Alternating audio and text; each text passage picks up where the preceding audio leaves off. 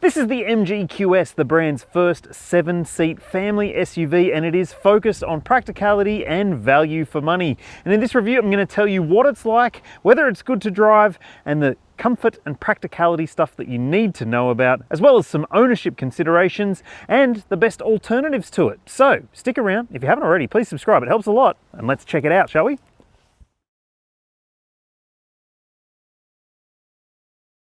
The MG QS isn't Australia's cheapest three-row vehicle, but it might argue a stronger case than some of those affordable rivals when it comes to value for money.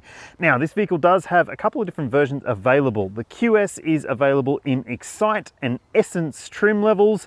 The Essence grade adds all-wheel drive to the equation. It's this one here, the top spec version, and that's strange because on the side of the car it says Ultimate, not Essence, but that's just how it is, I guess. Now, let's talk about what you're getting as standard in the MG QS lineup in that base grade Excite, which starts at a very exciting price point. There's an introductory price for it, you'll see on your screen now. It has plenty of standard spec and tech for that kind of money. You're getting 20-inch alloy wheels, automatic LED headlights, auto wipers. You've got a power tailgate, a panoramic glass roof.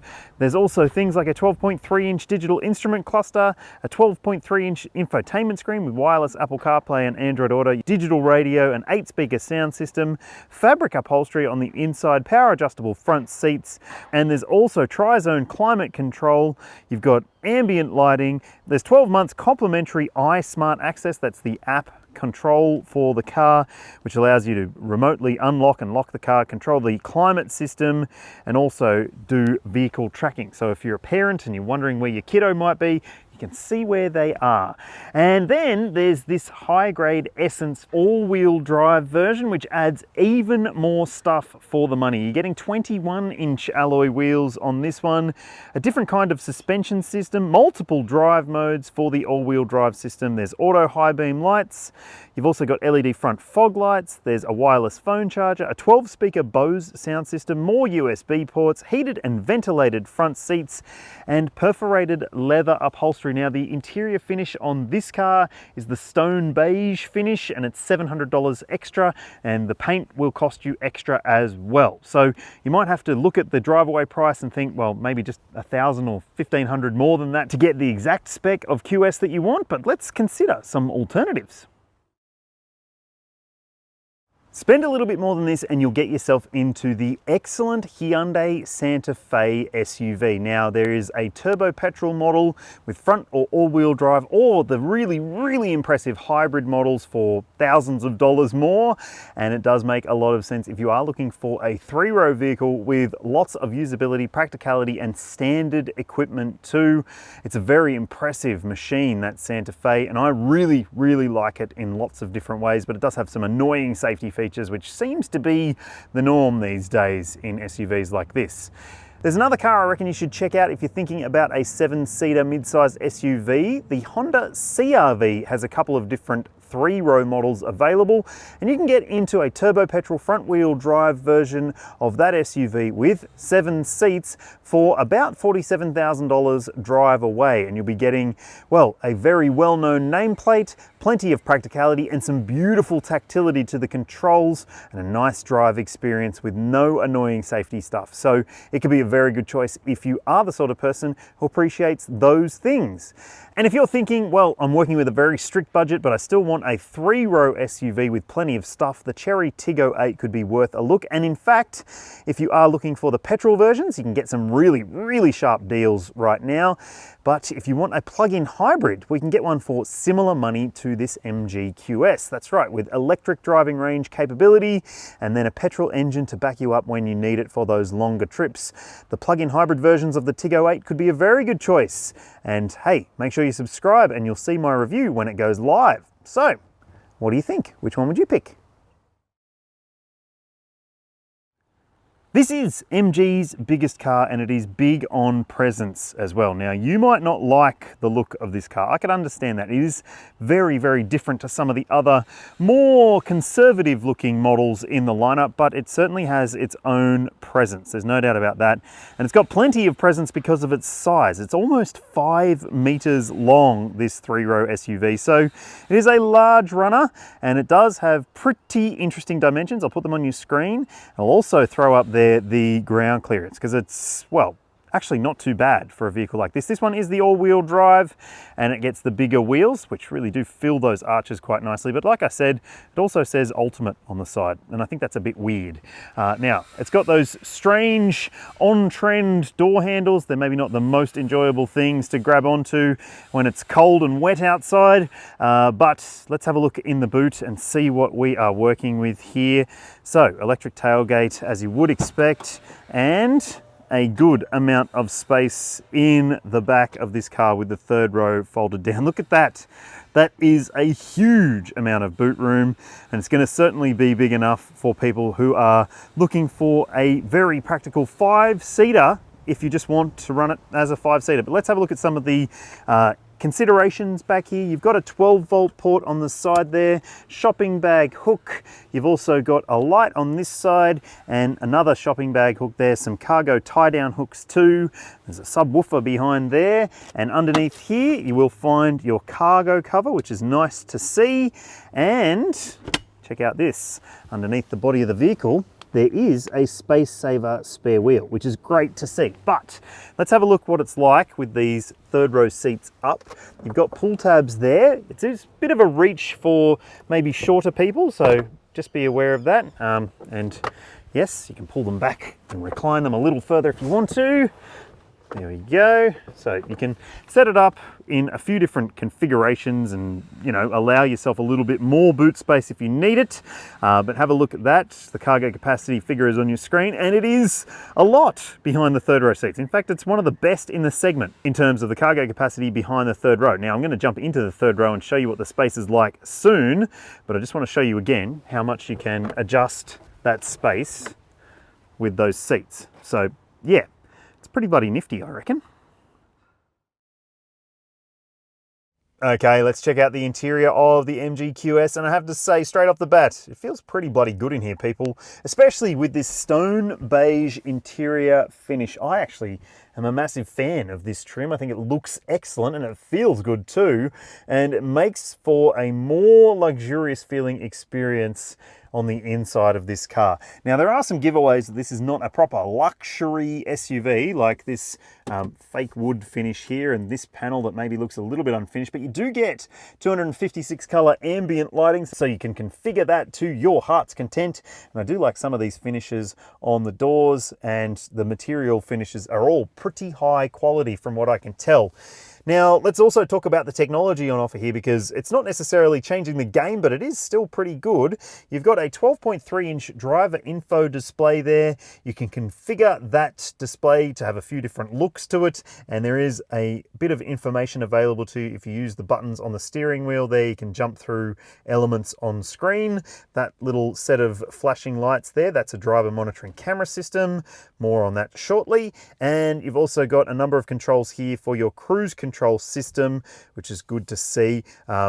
It's got adaptive cruise control, so you can set the distance to the car ahead. There are favorites buttons on the steering wheel too, so you can configure those to be, say, the surround view camera system if you wish. And on this side there's another one. You can use that one if you want to for drive mode controls, so you can jump between the different modes using that button there if you want to, but hey, you can configure those buttons as well. Look, there's heaps of pretty easy to learn controls on the steering wheel, and behind you've got your blinkers and lights on the left side, your wipers, and yes, a rear wiper on that side as well. Not much in the way of controls down there apart from your start button, which is a little bit hidden. And over here you'll see that you do have a panel of buttons and controls for some elements of the climate system, including your demisters. You don't have a recirc button there, which is a bit annoying. You do have fan control adjustments and a temp control setup. So if you touch that button there, it will take you to the main control screen for your climate system, because you have to go on screen to turn on things like your ventilation and heating for the seats, and also steering wheel heating in this grade too. And you've got rear climate control settings there too. So that is good to see. You can turn off that little chime noise if you don't want it on. Yeah, it might be worth doing. And you've also got connected services too, as I said. So that's part of the iSmart Connected Services program. It's 12 months free.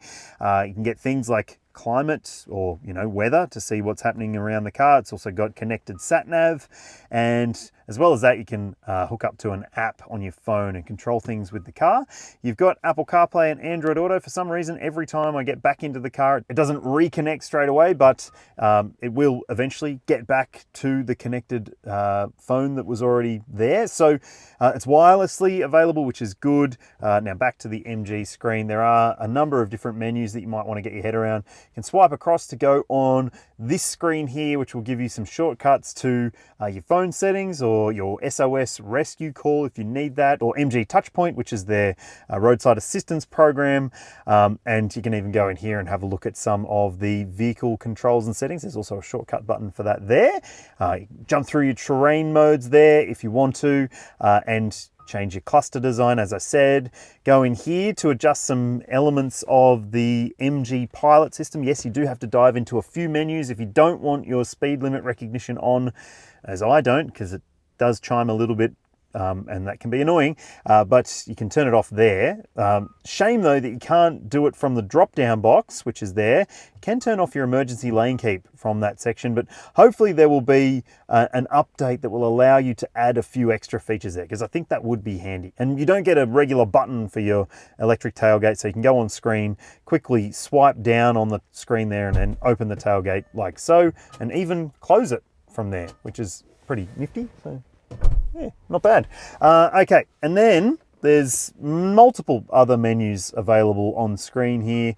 Convenience settings, so you can adjust a number of elements to the car if you want to. And yeah, your driving stuff, as I said. So there's heaps and heaps of stuff on screen, and a 360-degree camera system too, which is really quite good, I've got to say. Plenty of different things on the screen for you to get to terms with. And it's not difficult to get to terms with, which is great. Now, let's talk about some of the other smarts in the cabin. So you've got a wireless phone charger there, an extra pad there for another device, but it's not a charger. You do have cup holders with a cover there if you want to have the wood look yacht finish instead. There's a nice, well, interestingly shaped looking shifter. It's one of those ones that sort of has just a push down to put it into drive, push up to put it into reverse, no sort of gated feel to it. There's another drive mode controller system there if you want to use that. Auto hold and electric park brake. Now this is an interesting thing. This little covered center console bin area, maybe it's just the way that I tend to drive when I'm relaxed, like if I'm just sitting on the freeway. My elbow has bumped that so many times and it just keeps popping up, and it's very bloody annoying. Anyway, down underneath there, there's another section for more storage and some charging considerations. Yep, you've got a 12-volt port down there and a couple of USB ports down there. You've got decent-sized bottle holders. There's also a reasonably large glove box, which is good to see. No top box, which is maybe a little bit odd, but I do think that the considerations for the storage and family amenities so far are pretty good. And you also get a sunglasses holder. You've got controls up here for your panoramic glass roof, which is openable. And you've also got a shade there, which is maybe going to be a little bit too thin on hot days. It's not a hot day out there right now. There's still some heat seeping through. Now up here, you've got a illuminated vanity mirror, as you can see there. No little ticket hooks up there, but these do move across, which is actually pretty bloody handy. You've got an auto dimming rear vision mirror as well, and grab handles where they should be, even for the driver. So lots of great inclusions, and like I said, I really like the interior finishing here. I just think it feels good for the cash. But let's jump into the back and see what the space is like. It's good, people. The space is really, really good back here. So this seat is set in the rearmost position. It does have a sliding mechanism. So if I want to give those in the third row a bit more space, I can, but let me just put it back to the rearmost position. And yes, I'm 6 foot tall. I can easily stretch out with leg room to spare. Look at that. And headroom is also impressive in the back of this car. If you do have tall teenagers, I reckon they'll be able to fit pretty comfy back here, and there's even room behind, but we'll check that out in a sec. So there's also overhead grab handles. You've got lights up there too. There's overhead vents as well. And there is a climate control system in the back here too. So you can see right there, you've got controls to adjust the temperature. Don't know that it really needs to make a noise, but it does. You've also got fan controls. Maybe that's just to alert the parents ahead that someone's fiddling with the fan and temp. And yeah, you can set it on auto. You can change where the air's going. You've got USB-C ports down there too. Lots and lots of space between the seats too. So there's no transmission tunnel intrusion, which is really handy. It means that you'll be able to fit kids and grown-ups in here with space to spare. There are ISOFIX points on these window seats, 3 top tethers, a flip-down armrest with a pop-up set of cup holders. You've got bottle holders in the doors, you've got ambient lights in the back, and nice seat comfort and trim and nice width to this seat too. But let's check out the third row space and see what it's like. I'm going to do it live so you can see for yourself. Now, I do like this straight off the bat. There's a button up the top here. Press this, watch this. That's pretty good in terms of being able to easily slide that. Now, one thing, you can also get these seat belts out of the way, so move them so you don't trip over them when you're getting in and out. And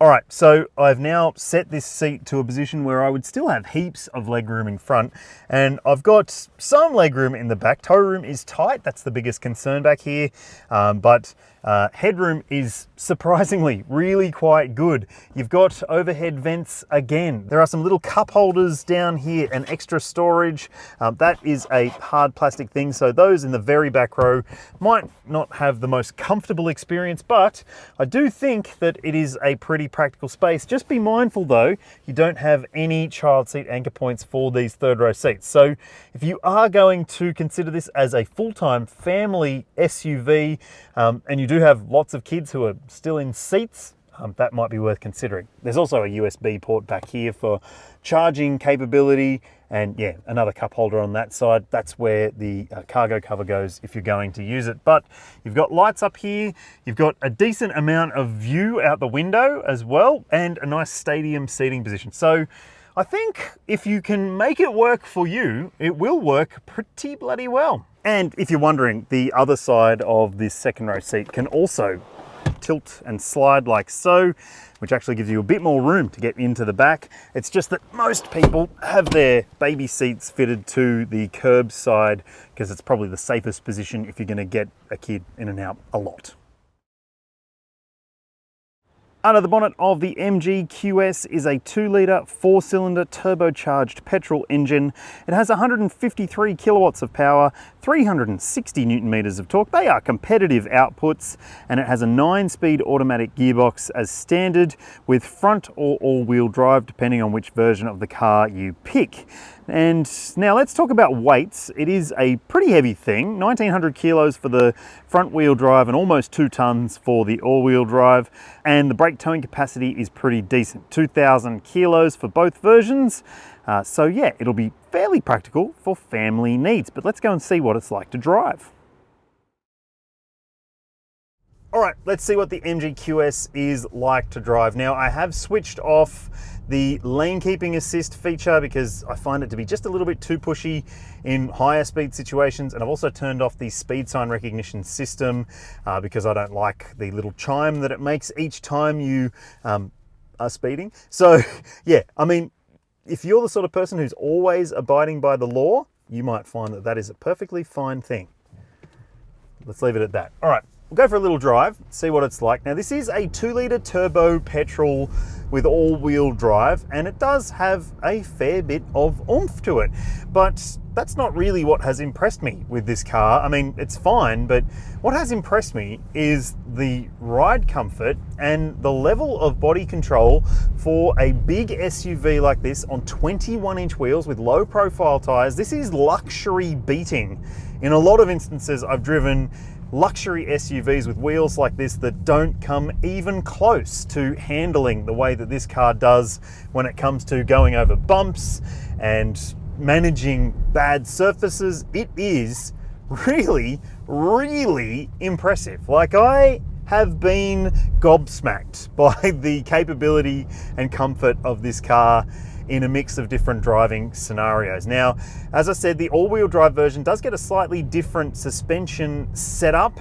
It's not like a full adjustable adaptive suspension, but it's more like a frequency adaptive damper system. So it does just deal with lumps and bumps bloody really impressively. Now, there's a bumpy street here that I often go down to see just what the ride comfort is actually like, and it's pretty bumpy, this road, so let's see what it is like. And I am straight away, usually by that corner I've gone, oh no, this is pretty gross, but this is coasting. It is really impressive. I mean, the way that it's managing the wheel up and down over little bumps,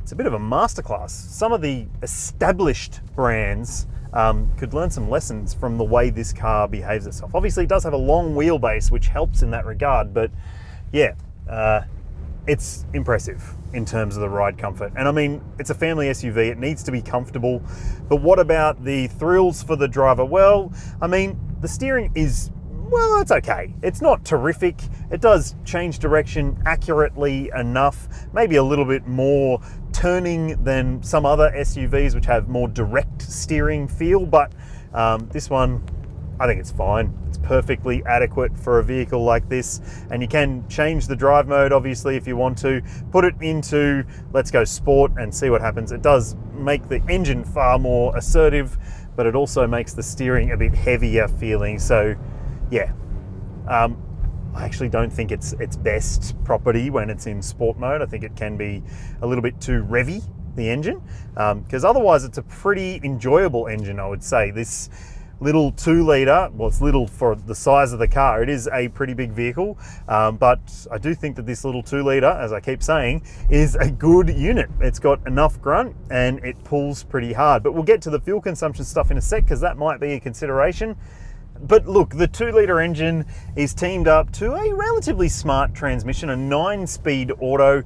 At times, I've noticed at higher speeds in particular, it can feel like it's a little bit confused, like it doesn't know whether to be in 8th or 9th gear on the highway. But at urban speeds, in low-speed driving situations, in traffic, that sort of thing, it has been pretty agreeable for the most part. I haven't really had any major issues with it. So there's not too much wind noise, there's not too much road noise, there's not too much tire noise.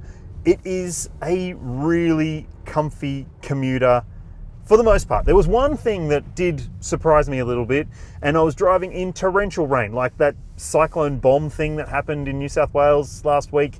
There's a drainage channel or something in the sunroof which was making a really strange drainage noise. It's just at 110 k's an hour or so. If you're driving in inclement weather, you might find that there's a bit of a strange noise above your head. Maybe they'll fix that before the car even reaches customer hands. Okay, this is no hybrid. It is, as I said, a standard petrol engine in a big vehicle, and the claimed fuel consumption figures for the front wheel drive and all wheel drive models are on your screen now, and that's probably, well, maybe realistic if you do more highway than urban.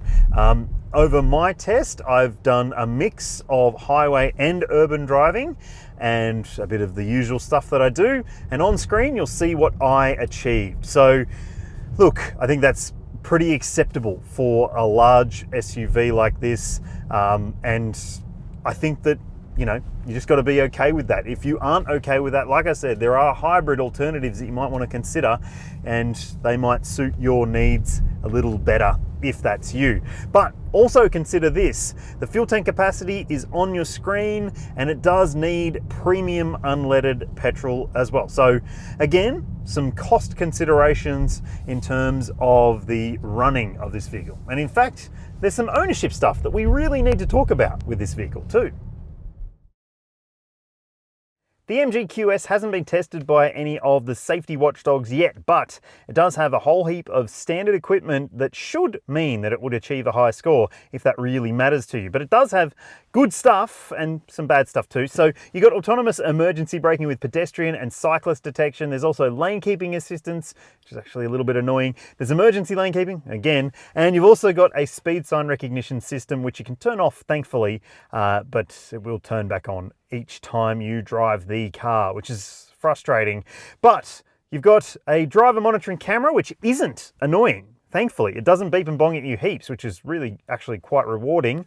And you've got things like blind spot monitoring and rear cross traffic alert, a surround view camera system, and there's rear parking sensors on the base car, and front parking sensors are added to this top spec version. When it comes to the airbag coverage, there are plenty. You've got dual front, front side, a front center airbag, and curtain coverage for the window seats, including the third row. MG has just made some changes to its ownership program. Previously, the brand had an unconditional 10-year warranty, which was really, really good. In fact, it set the benchmark in the Australian automotive space. They've since rolled that back a little bit. So there's still a 10-year warranty available, but you do have to service with MG's dealerships in order to receive that extended warranty. The standard warranty is now 7 years. You'll see that on screen. And it does mean that, well, it's now just competitive, but maybe not class leading in terms of the warranty stuff. But you are still getting a very, very good amount of roadside assistance, even more if you service with the brand. And the QS is covered by a 7-year, 105,000K capped price servicing plan. And the average service cost is quite high because the 6th service in that program is more than $2,500. So you might want to weigh up whether it's going to be worth servicing with MG or not. And if you don't service with MG, you won't get that extended 10-year warranty. What do you think about that? Does it make it less compelling that you have to keep going back to the MG dealership to get your car serviced, or were you going to do that anyway? Have your say in the comments. I'm convinced by the MG QS in a lot of ways. This is a very practical and family-friendly 7-seat SUV that does have a great price on its side. What do you think about it? Would you choose this vehicle over some of its alternatives? Do you like the look of it? Have your say in the comments. I'd love to hear from you. If you haven't already, please subscribe and ring that bell, and I'll see you when I see you.